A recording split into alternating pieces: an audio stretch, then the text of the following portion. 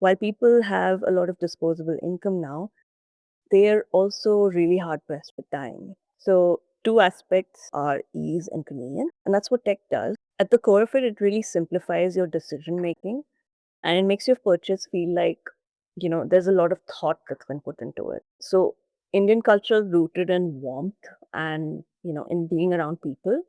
So, in that sense, tech simplifies that sort of complex decision making, but it also makes people feel like their needs are being anticipated before they even think of them.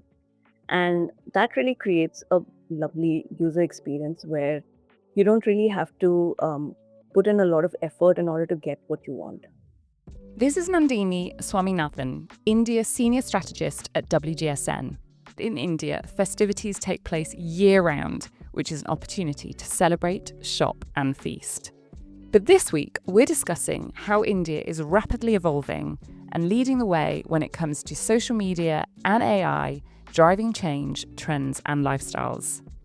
I'm Carla Busazi, CEO of WGSN, the world's leading trend forecasting company, and you're listening to Lives of Tomorrow, the WGSN podcast about how we live our lives in the future. So, Nandini, welcome to the podcast. This is your first time on Lives of Tomorrow, so please can you introduce yourself to our listeners? Sure. Hi, I'm Nandini.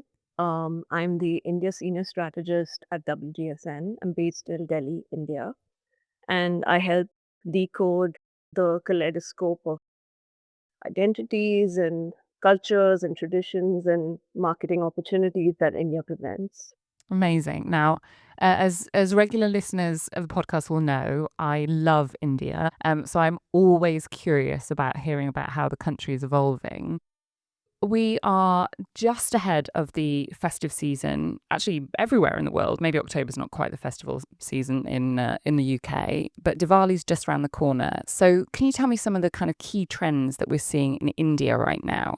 So, premiumization, which is the propensity to look for premium elements in products and services, from packaging to the way that the brand messaging is to experiences across different sectors where earlier products and services were something that you sort of got to satisfy a need, but now it's more like you want to have fun with it and you want to feel like you're actually, especially when it comes to gifting, you want to feel like it's something that's joyful, it's something that looks aesthetic, since a lot of people in India live on Instagram. Shopping is a huge part of the festive season in India, and it can get pretty chaotic given there's so many people. And going to malls, going to like shops, it can be pretty stressful. And Can I yeah. just ask or maybe sort of even sort of base setting, when we're thinking about the festive season in India, how long is this lasting? Because it's such a melting pot of cultures and religions. I mean, how long is that festive period? How many sort of celebrations kind of encompass that? So, festivals are very deeply embedded into Indian culture. It's like, I like to call that celebration culture because life is like an opportunity, like, we just need an excuse to celebrate. So, festivals are woven into our fabric, and usually the festive season is based on the Hindu calendar when we're talking about Hindu festivals. So our festivals follow a seasonal sort of a calendar, which is in sync with the lunisolar calendar in linked to Hinduism. And for other religions, we also have their own, ways of celebrating them. So the first half of the year is usually harvest festivals or spring festivals, celebrated differently across various regions. Then in the second half of the year, that's July onwards, you have another, festive season where it's packed with all kinds of both national and regional festivals. And then it sort of culminates in Diwali, which is the biggest sort of festival of the year. And then you go on to Christmas and then New Year. So yeah, it's, I'd say, It's the second basically half of the it's year, all year. It's all year by the sounds of things. it's a party all year. Yeah. Oh dear. So as we look towards the end of the year, so this sort of particular part of the festive season, how have you seen consumer behaviour evolving over the years? I'd say that consumers have definitely made the shift from this conscious shift from offline to online, where smartphones have completely changed the way that consumers transact, shop. It's like a lot of that stems from the fact that we have some of the lowest data rates in the world, which makes the internet extremely accessible, especially on smartphone. And thanks to that, a lot of our lives revolve around convenience. Given that there are so many things happening throughout the year, there's been this conscious shift to online over offline, where offline is still a part of the piece, but at the same time, online kind of drives discovery, drive shoppability, and also drives purchase in a way that on offline is not able to.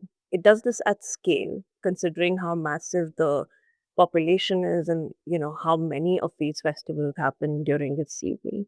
But it's been quite a recent and rapid shift, right? Because I think certainly the perception, even the last time I was in India, you've got the shopping culture is huge, and then you've had this mass adoption of social media and Instagram in particular. TikTok doesn't exist in India; it's sort of a banned platform. So Instagram is so huge, and that sort of accelerated this move to online, right?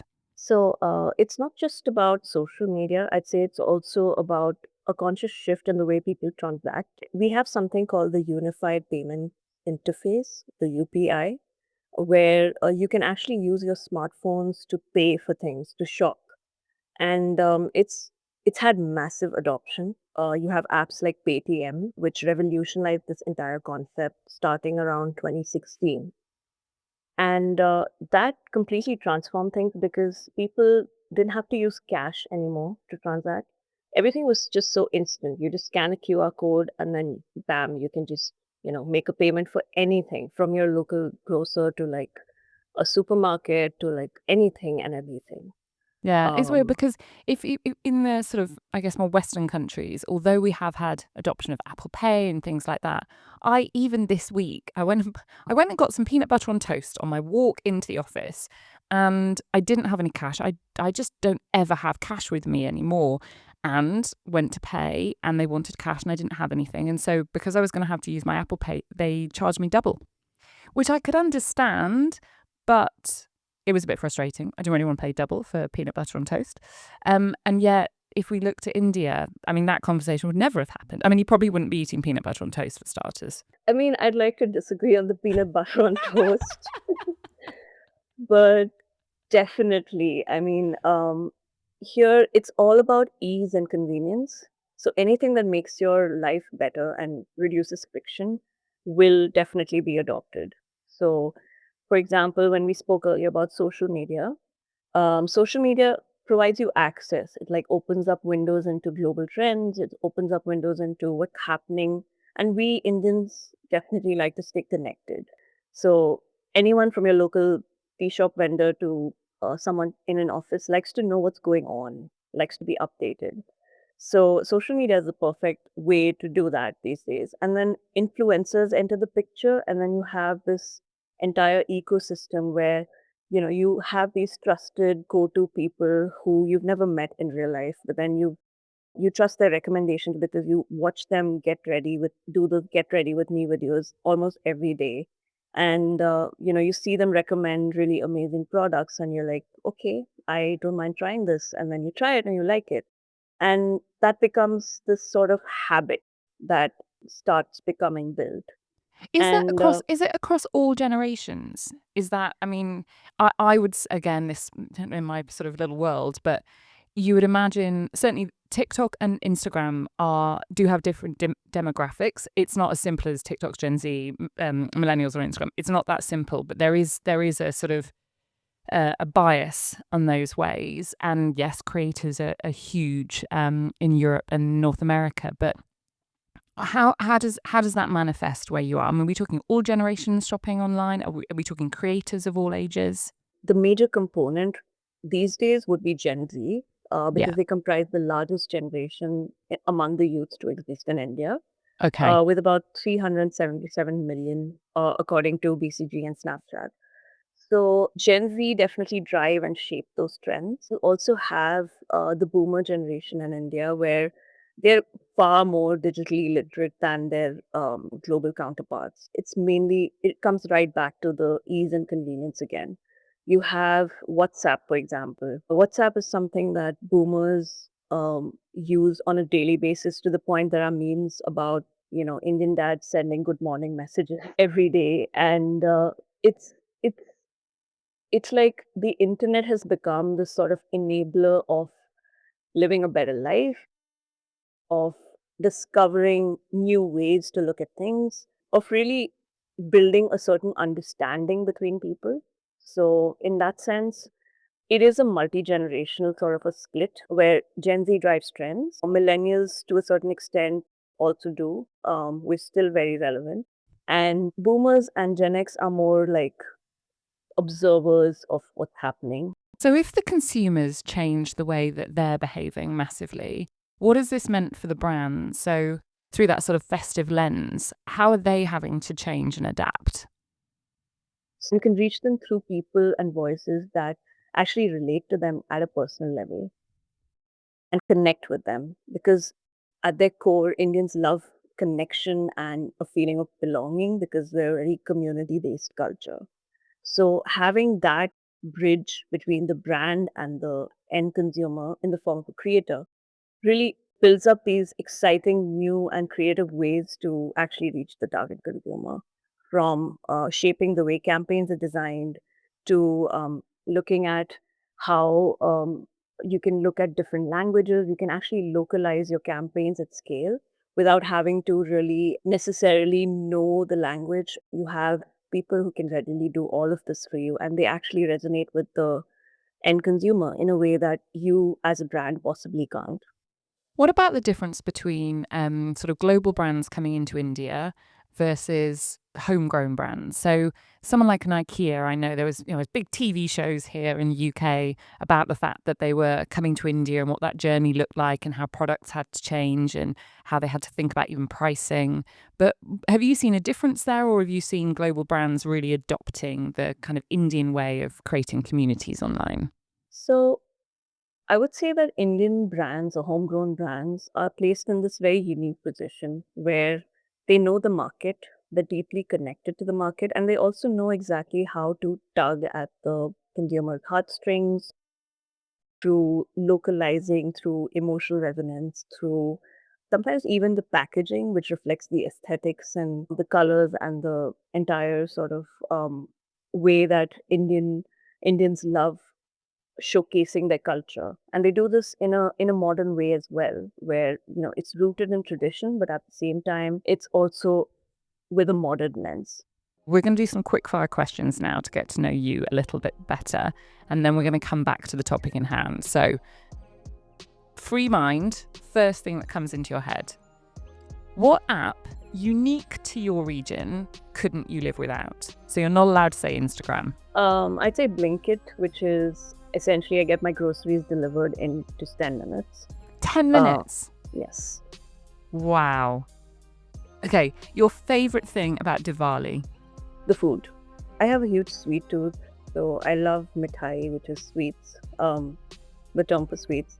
And there are a lot of brands that are actually creating modern and elevated versions of traditional Indian sweets. There's one in particular called Bombay Sweet Shop. I visited their outlet when I was in Bombay, and it's this lovely, playful packaging, which is also quite nostalgic. And the just the sheer flavors and the variety that they have are so interesting. Future trend that you wish would exist already? I feel like we're already living in the future to an extent, because it's not just groceries you can get delivered in 10 minutes these days. You can actually get your, like, you can get an outfit delivered in 10 minutes. So I honestly think the vast majority of people wouldn't realize how advanced India has got. Okay, let's try this last one. What would you say about yourself in the first 3 minutes of a TED talk? I've always been drawn to creative ways of doing things, and I have multiple interests. One of them is reading. So reading has essentially like played a huge role in my life. It's really shaped my curiosity about people, about culture, about how the world works. I grew up online in the early 2000s, which was not something that was super common in India. So I just used to play around, just browse, just discover. If you remember, there was those little internet forums. So all of that made me really fascinated by pop culture and branding. And my parents kind of still joke that when I was really small, when I was like 3 years old, I used to cry when they switched channels during ad breaks because I was more interested in the ad. So That's that hilarious. curiosity led me into strategy and storytelling. That's So, amazing. yeah. Okay, so let's get back to the topic in hand. Can you tell me a little bit more about how, I guess, consumer trends, so not just social media and shopping, but how other consumer trends are going to affect this festival season and how people shop and into the future? Tech or technology is a huge driver now. We have a city like Bangalore, which is the startup hub of the country. So many innovative solutions have come out of there, from apps that make your life easier to AI innovations. And all of this has really transformed the way that people look at shopping. Um, I spoke earlier about how shopping has shifted online. And technology enables that ease and convenience that people look for in their lives because while people have a lot of disposable income now, they're also really hard pressed with time. Uh, so, two aspects of festive shopping that are essential here are ease and convenience. And that's what tech does. And at the core of it, it really simplifies your decision making and it makes your purchase feel like um, there's a lot of thought that's been put into it. So Indian culture is rooted in warmth and, in being around people. So in that sense, tech simplifies that sort of complex decision making, but it also makes people feel like their needs are being anticipated before they even think of them. And that really creates a lovely user experience where you don't really have to put in a lot of effort in order to get what you want. So someone buying a Diwali party outfit, for example, they want to look their best and they're shopping online. So they're unsure whether the dress would fit them. But then because there is a lot of this technology at the back end that really helps, simplify this from figuring out, what's the best size for you based on what you input to, an AI chatbot that can just have a conversation with you and figure out what you want and then recommend products based on that. I think that is the future and that is something that's already started transforming the way people shop. And are people really comfortable with that? Because we've talked about the fact that it's such a community based population and culture. And now your recommendations might be coming from a AI bot. Is that it has it have people just embraced that? Are they really comfortable with that?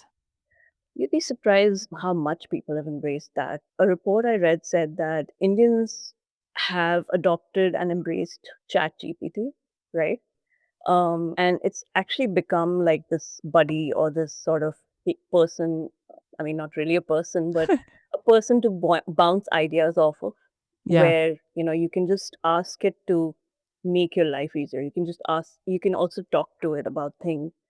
And there are a lot of paradoxes at play here. Like you said, India is a community-based culture at its core, but at the same time, especially in the urban areas, life tends to get very lonely, given the paucity of time and given the fact that a lot of the traditional family structures are changing.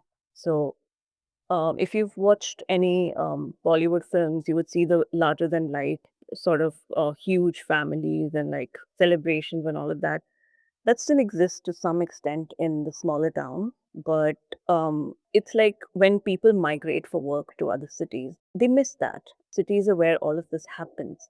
So, on one hand, you have people migrating to cities, living solo, and then you also have this breakaway from that structure where nuclear families are more common, where you just, after you get married, you just move out and you have kids, much like in the West.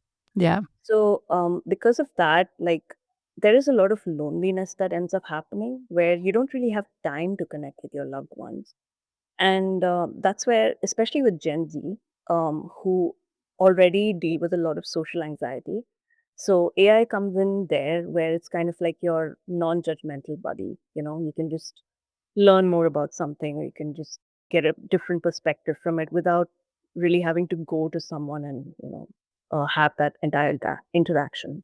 So it's almost like you've replaced that more traditional community with a virtual community, and that's being embraced because it sort of still fulfills a need that's sort of ingrained in the Indian population.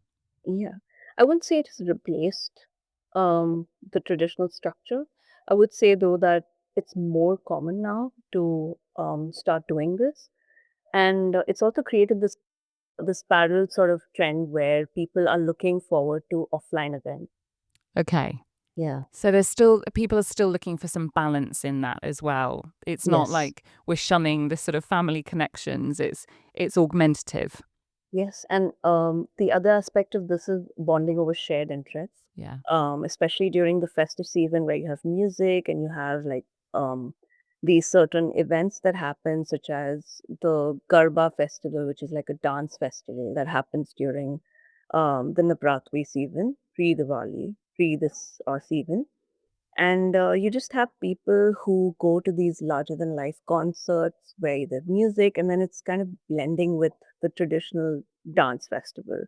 And then you meet other people and you just sort of vibe with them and you kind of, feel connected to them, even if they're strangers. And that's how like friendships form and so on. So, and also a lot of people can't really afford to go back home. So, events sort of bridge that need for connection. And there are all of these hybrid events that are starting to happen. You have Diwali parties, you have workshops that help you create crafts and other things for Diwali. So that's how this whole idea of community is evolving, especially with Gen Z. If you were to sort of forecast into the future, how do you see Diwali maybe in 5, 10 years' time?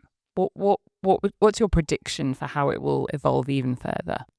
As this whole world of AI evolves, as this whole idea of people craving connection evolves, at the moment there is this movement to embrace AI at the same time in India, where it makes your life easier. But people, I feel that in 5 years' time, there will be this sort of saturation or this feeling that while it makes your life easier, is it really helping improve your life?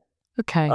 Beyond just the convenience aspect. And so people would find that one set of people would find that they would like to go back to the old days. They're nostalgic for the time where they could gather with their family.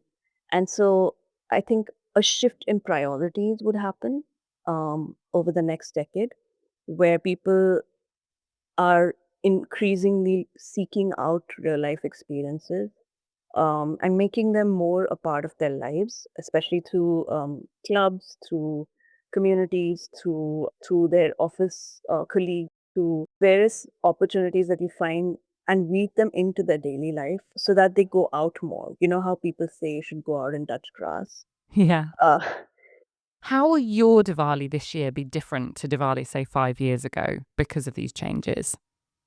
with quick commerce coming into the play, where you can get almost anything delivered in 10 minutes, from appliances to like even gold coins during Diwali.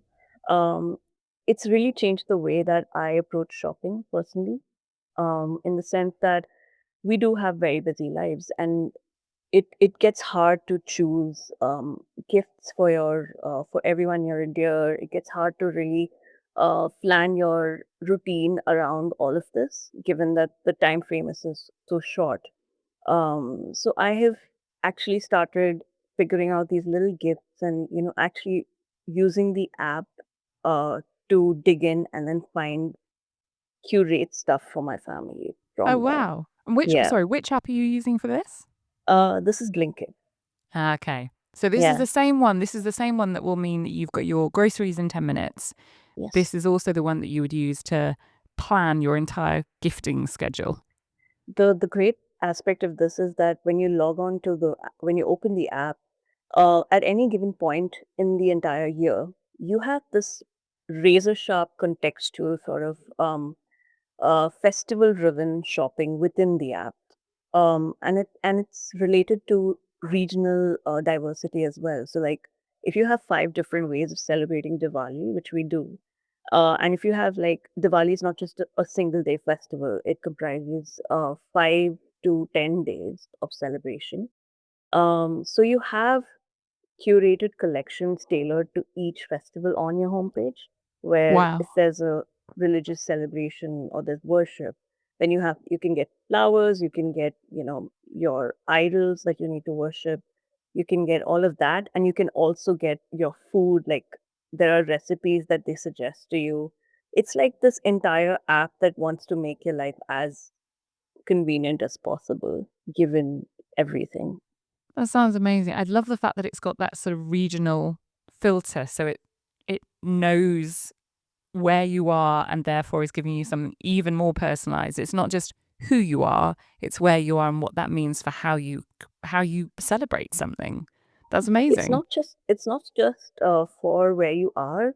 The great part of that is that across the country, if you're using the app, you also get to know that okay, a lot of us don't really know a lot about each other's culture, given how vast India is. Yeah. So it also kind of lets you understand. Okay, there's this particular festival that happened. That's so cool, and you can just see that no matter where you are on your homepage. It's like something's always happening.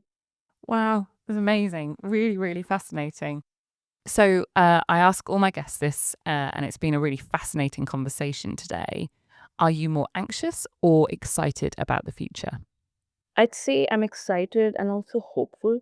Um, it's because India is in this is in this interesting place right now where it's actually in, to use a Gen Z term, in its comeback era, I would say, in many ways. And of course, there are challenges and there are things happening. We're going through a poly crisis globally. And these aspects of it also affect India. But I would say that Indians are very resilient people, and Indians have been responsible for so many wonderful things in the world. And we're a very young country. Um, India's just been around for 76 years now in terms of being an independent nation. It's got a rich and ancient history, and it's just gearing up for the next phase, which will be exciting and which will be full of not just possibility, but I think positive change that will be brought about by introducing Indians to a life they didn't know was possible just a few decades ago. A big thank you to Nandini, Senior Strategist in India at WGSN. Please check out our other podcast, Create Tomorrow, with my colleague Cassandra Napoli. But thank you for now. I'll return with a new episode of Lives of Tomorrow in 14 days. My name is Carla Busazi. I'm the CEO of WGSN, and I'll see you next time.